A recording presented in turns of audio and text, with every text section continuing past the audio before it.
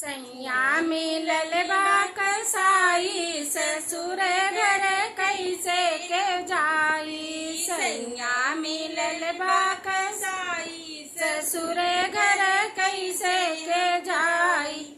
Mummy हमारी विदा कर तुम्हें, मम्मी हमारी विदा कर तुम्हें।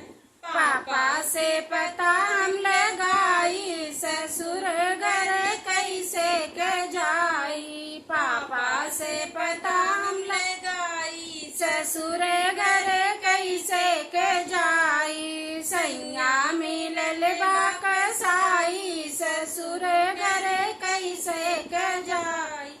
चाची हमारी विदा कर तुम्हें, चाची हमारी विदा कर तुम्हें।